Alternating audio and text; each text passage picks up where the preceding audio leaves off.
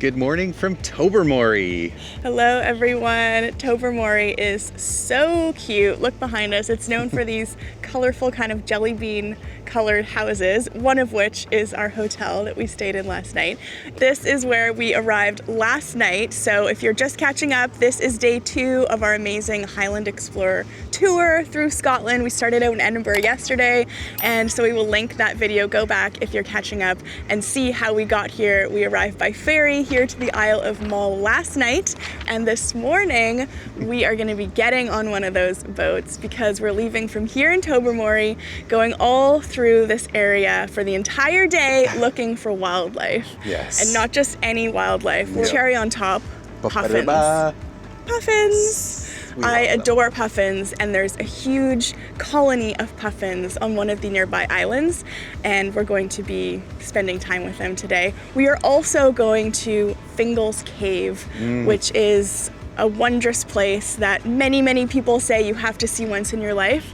Today's the day we're going to see Fingal's Cave, and of course we're bringing you guys along.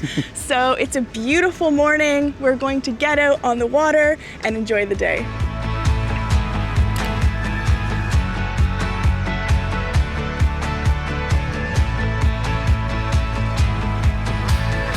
Just like that, we're off. God, we didn't hesitate. Yeah, no kidding. Well, good morning, everyone. Welcome aboard our vessel Anglesey. What is an absolutely beautiful day for a sail down to Staffa and the Treshnish Isles.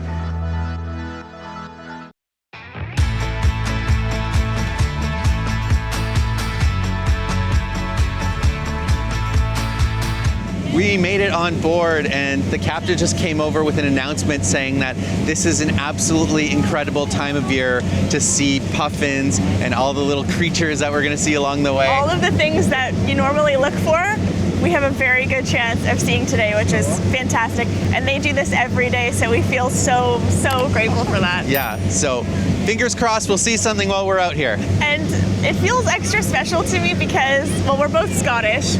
My clan is from the Isle of Bute, which is not very far from here. And my Scottish last name actually comes from the elements meaning sea ruler. So it means skilled seaman. And so being out on a boat like this in Scotland feels very appropriate. Yeah. And I'm gonna soak up every single minute. So basically, if this boat goes down, you're gonna man the wheel? I'll do my best. Perfect.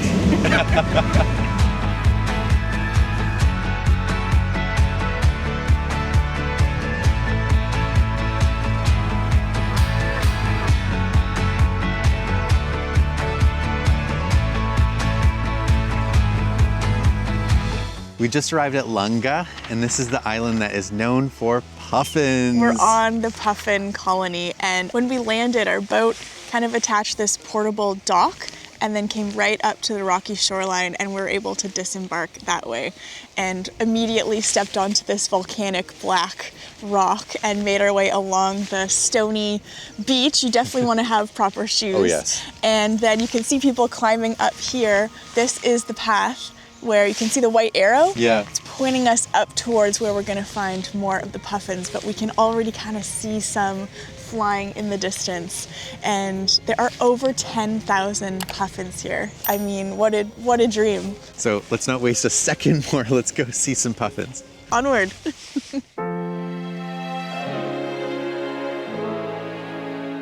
This dog is being very obedient, following the signs to just stay here. They're so close. They are literally right there off the path. I didn't know they would be able to get this close. That's amazing.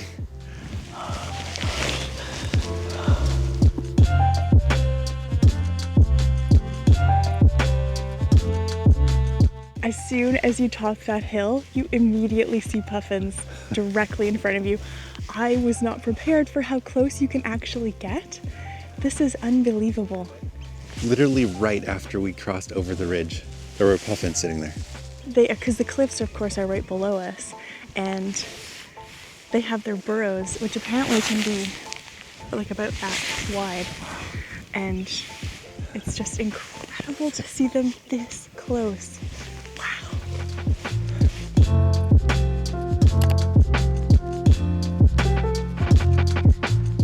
Puffins are flying down to the water and then flying back up with fish in their mouth, which is really exciting to see, but very hard to capture on film because they are so fast. And as soon as they land with the fish in their mouth, they immediately duck straight into their burrow. So it's hard to catch, but so neat to see so many of them fishing for food, coming back up and immediately taking it down to their family.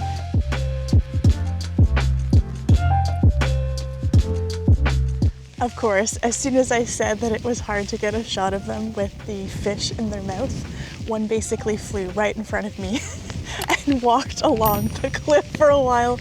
Maybe didn't take the most direct way to his burrow, but you could really see the fish. And then another one came in very directly to his burrow and whipped underneath. So hopefully I caught it in time so that you guys can see.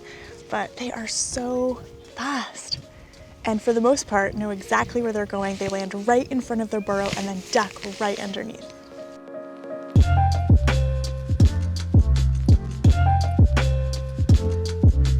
I knew we were going to a massive puffin colony. I knew this. I told you this, so I knew. But being here and seeing how many puffins there are up close, there's nothing that can prepare you for truly how magical that is. Or how adorable they are. Yeah, and they have this green rope just so that people know what kind of distance they should keep. But the puffins are not bothered at all by our presence and have no problem coming even over that line to come right up to you. Yeah, you're like a meter away from them. Yeah, so close.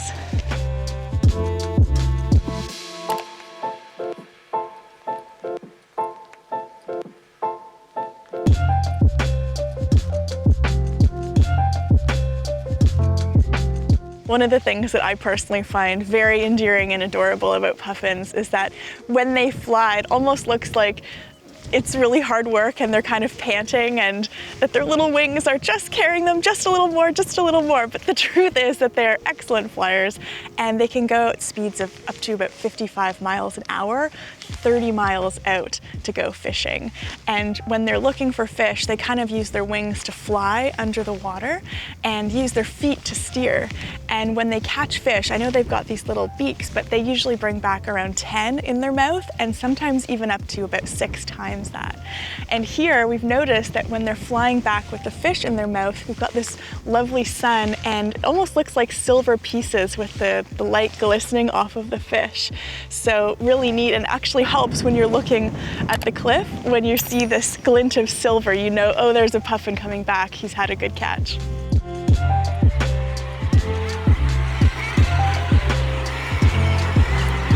Can you hear that sound? Oh my God. Wow, look at them all. Oh my God. You can hear them way before you can see them. Oh my word. Can you even believe? No. I did not expect this many birds.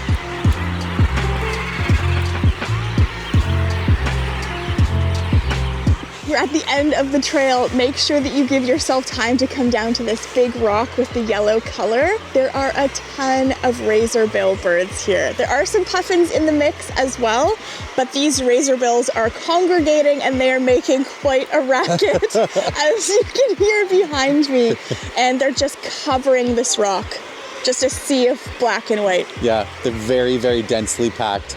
And you'll definitely hear them as you come up the hill because they are loud. You'll hear them before you see them.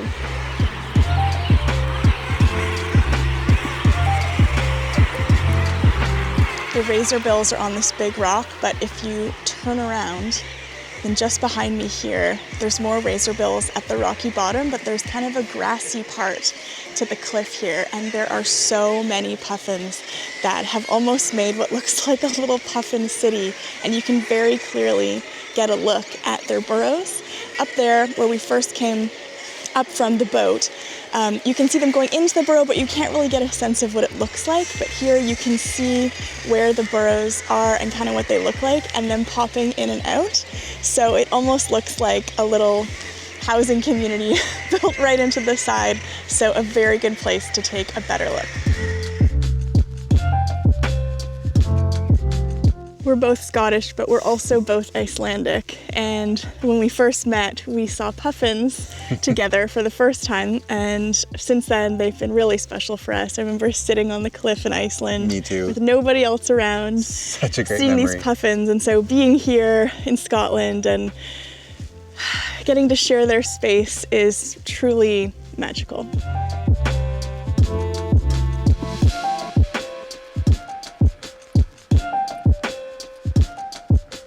I know in my head that we can't miss the boat, but in my heart I'm kind of going, could we miss the boat? Would it be so bad? Would there be another boat?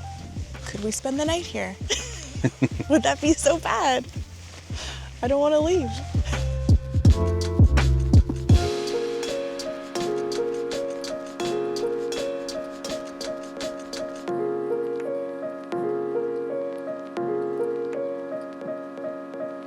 Reluctantly getting back on our boat.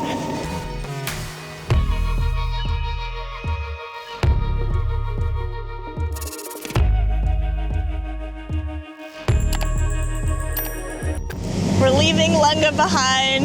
We could have spent a lot more time there. Wow, what an incredible place on the planet to see puffins right up close.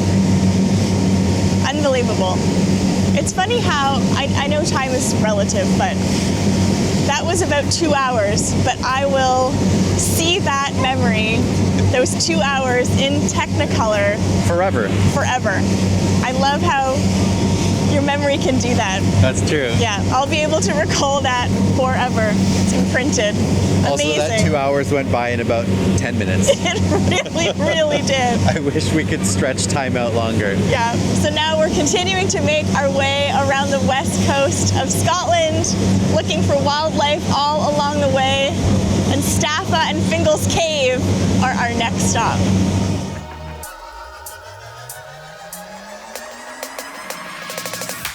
As you can imagine, it is quite windy out on the water, so I'm going to talk right into the mic to make sure that you can hear me. But the captain just came on and said that the tide is pretty high right now. And we're on our way to Staffa, where we're going to find Fingal's Cave, but we're making our way through the Treshnish Isles, and we just passed through 2 islands, and because the tide is high, we're able to kind of sneak right through, and he slowed the boat right down so we could get a good look, looking for wildlife, and also some ruins up on the top of one of the islands. So very neat that this higher tide allows us to pass right through down the middle.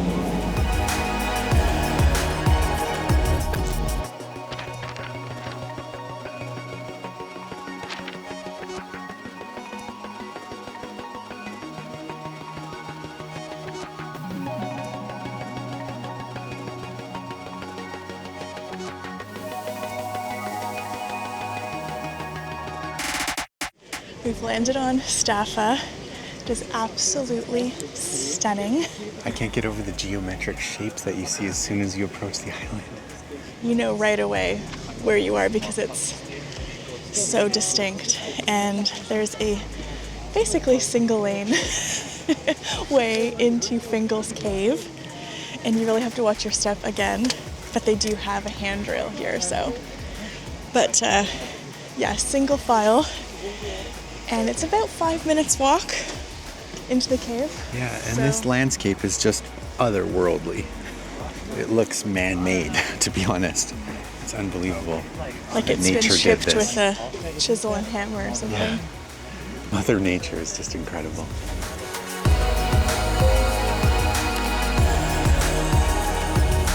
There's such a fairy tale quality to this part of the world, isn't there? Like when I see this, I just am reminded of some of the children's books I read growing up. Yeah. Just such an enchanting, magical place. Yeah, to me it feels like giants and trolls and fairies absolutely would and do live here. And created these by just, scratching their claws along the cliff. Yeah. And then these shapes were born. It's just wild.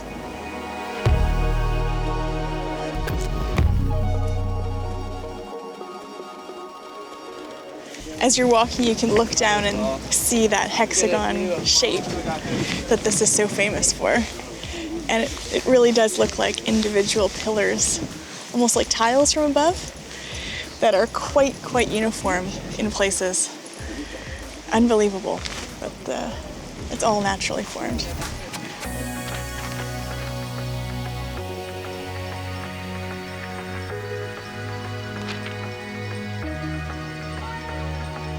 We're inside Fingal's cave right now, and there's a very small platform for people to more or less walk in single file and then take a look. And so we're literally gripping on. Yeah, I feel like we're rock climbing. Mark has a hand claw going to make sure that we don't fall back into the cave and never leave. I got us. But it is just stunning. It's stunning. And they've had so many famous visitors here, from everyone from Queen Victoria to Pink Floyd to Mendelssohn, Matthew Barney, who filmed here for the Cremaster cycle. I think Wordsworth, people who have been inspired here. And you walk in and I feel like everyone would be inspired walking into this. You can immediately see why.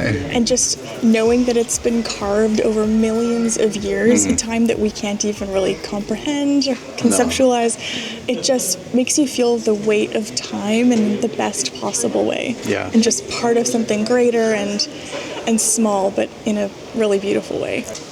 They also call this the Cave of Melody, or the Melodic Cave, because of the sounds that you hear. And as we've been standing here looking down at the water, which is very clear, you can actually snorkel here. And I saw a starfish through the clear water, and the water keeps making this kind of crashing sound, but just randomly.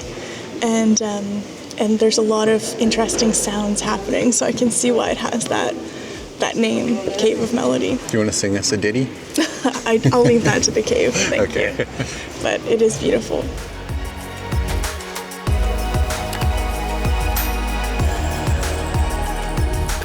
We lingered in the cave so long, it's definitely less busy on the way back to the boat. Are you worried we won't catch the boat?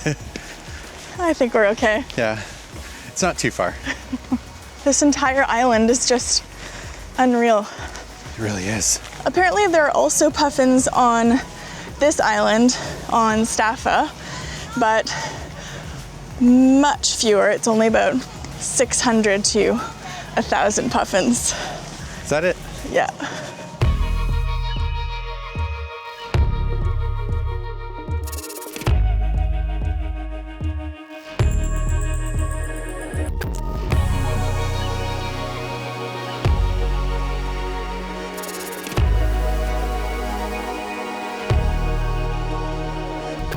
We are back in Tobermory, and after leaving Fingal's cave on the boat back, we had a little picnic. We did. We brought some buns and meat and cheese, so we made some sandwiches and enjoyed some other little snacks that we had brought. So that was actually really fun to have. That was really fun. On the top of the boat, and it got a little chilly, so everyone kind of put up their hoods almost as one, as we felt the chill in the air, including us. So we were happy to be able to bundle up as it got a little bit windier.